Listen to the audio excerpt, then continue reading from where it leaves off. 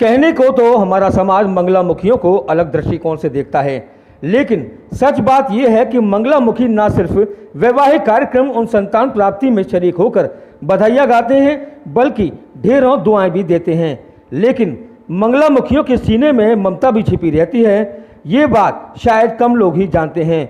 ऐसी अनोखी ममता का जीता जागता उदाहरण देखने को मिला सोनम नाम की मंगलामुखी से, जिसने लावारिस मिले एक बच्चे को पाने के लिए दिन रात एक कर दिए।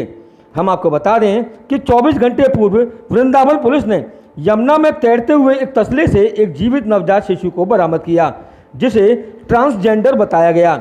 बच्चे को पाने के लिए मंगलामुखी सोनम ने अस्पताल, अधिकारी और राजकीय शिशु सदन के चक्कर काट डाले, लेकिन सरकारी नियमों के चलते वो बच्चे को प्राप्त नहीं कर सकी।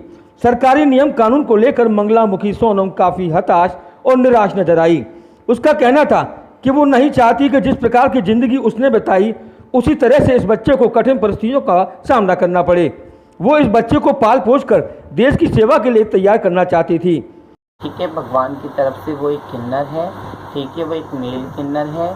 और हमारे यहाँ जाति होती है 5 प्रकार की, जिसमें कि एक ये होते हैं, एक रेड लाइट मांगने वाले होते हैं, एक बस मांगने वाले होते हैं, एक टोली बस्ती करने वाले होते हैं, एक लेडीज़ किन्नर होते हैं, एक जेंट्स किन्नर होते हैं। जैसे कि मैं महिला किन्नर हूँ, वो जेंट्स किन्नर है, वो इसीलिए आप उसको वो यूनिक है, ना कि ट्रांसजेंडर है, ठीक है। और मैं यहाँ अस्पताल भी गई और मैं वहाँ भी गई, अनाथ आश्रम भी, उन्होंने भी मुझे कहा है कि आप ऑनलाइन प्रोसेस करिए। मैं कोई बेटा या बेटी तो गोद ले नहीं रही हूँ जिसका मैं इतना सब कुछ आपको ऑनलाइन प्रोसेस करके दूँ, और वैसे ही मुझे कोई प्रॉब्लम नहीं है उस ऑनलाइन प्रोसेस करने में, ठीक है। क्योंकि मैं थोड़ा बहुत जितनी भी पढ़ी लिखी हूँ, मेरी गुरुजी ने पढ़ाया, मैं भी एक यूनिक हूँ, मुझे भी किन्नरों ने पाला पोसा है, +2 किया है मैंने।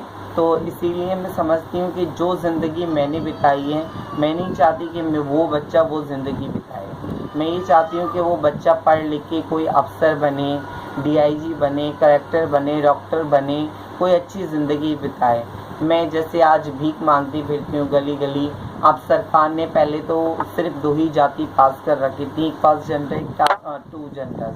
अभी 3rd जेंडर जब से पास हुआ है तो हम लोगों के लिए नौकरी भी निकली है, हम लोगों के लिए सर्विस भी निकली है। तो मैं चाहती हूँ कि उस बच्चे को जो मैं नहीं कर पाई, जो मैं अपने दिल के अरमान नहीं निकाल पाई, मैं उस बच्चे में चाहती हूँ कि सब कुछ करूँ। मैं उसको डांस सिखाऊँ, सिंगिंग सिखाऊँ, पढ़ाई सिखाऊँ और अच्छा अफसर बनाऊँ, देश के लिए काम आए वो, ताकि और बस मेरी यही तमन्ना है कि उसकी जीवन सफल हो और अच्छे से जीवन बिताए।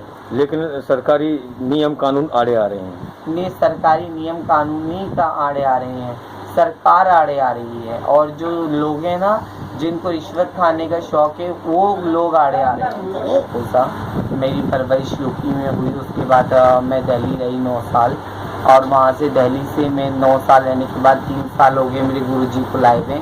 दिल्ली वालों ने मुझे यूपी वालों को मेरे पैसे दिए। मैं नहीं चाहती कि जैसा मेरे साथ हुआ है उस बच्चे के साथ हो, और जो मैंने परेशानी भुगती है वो परेशानी वो बच्चा ना भुगते। मेरी एज आज 26 ईयर की हो गई। मैं कभी, भगवान ने मुझे माँ बनने का तो सौभाग्य दिया नहीं है, तो मैं चाहती हूँ कि उस बच्चे को मैं पाल के माँ बनूँ और उस बच्चे को अच्छे से एक माँ का प्यार दूँ। सोनम का कहना था कि उनके समाज में किसी प्रकार का भेदभाव नहीं है, वो तो बस बच्चे को पाल पोस कर बड़ा करना चाहती है। उसने प्रशासन से अपील की कि वो बच्चा उन्हें दिया जाए। और लावारिस डेड बॉडियों का क्रियाक्रम पिछले 20 सालों से करते हैं। आज भी एक मुस्लिम त्यौहार है, हम हर जाति और हर धर्म को मानते हैं। और अभी भी मेरे गुरु ने 50 जेंट्स 50 लेडीज़ कपड़े बांटे हैं, जिसका सबूत भी रखा हुआ है अभी हमारे घर में। अभी भी कुछ रह गए हैं बंटने। हम लोग कभी भी किसी भी धर्म में जाने से मना नहीं करते। जिसको जो धर्म अपनाना है, मैं हिंदू हूँ, मेरी गुरु मुस्लिम है, वो अपना धर्म यूज़ करती है, मैं अपना धर्म यूज़ करती हूँ। हमारे यहाँ कोई किसी भी चीज़ की बाउंडेशन नहीं है, कोई किसी चीज़ की पाबंदी नहीं है। बस मेरी आप लोगों से हाथ जोड़ के, मीडिया वालों से, प्रशासन से, अनाथ आश्रम वालों से यही एक विनती है कि वो बच्चा मुझे दिया जाए। बहुत बहुत बहुत मेहरबानी होगी आपकी। जय हिंद, जय भारत। उधर सोनम के गुरु का कहना था कि यदि बच्चा उन्हें मिल गया तो वो लाड़ प्यार और नाजों से बच्चे को पालेंगे। आपकी शिष्या है सोनम और एक बच्चे को गोद लेना चाहती हैं और पालना चाहती हैं, आप क्या कुछ कहेंगे इस बारे में जब एक ममता सी झलक रही है उनकी? मैं क्या कह सकती हूँ, मेरी तो उम्र हो चुकी, जो कुछ करती है मेरी चेले ही करती है सब कुछ। जी अब इसको अच्छा लग रहा है, ये सब कुछ अच्छा समझ रही है, यही करेगी, मेरी किस तरह की जिंदगी। जी मैं तो वैसे ही बीमार रहती हूँ, जो ये चाहे वो इसे कर सकती है, मेरी तरफ से कोई छूट नहीं। तो बच्चा अगर आ जाएगा तो आप उसका लालन पालन बेहतर तरीके से सब करेंगे? कुछ करेगा, भगवान करेगा सबका। जानवरों का भगवान करता है, वो तो इंसान का बच्चा है, और अच्छी तरीके से करेंगे।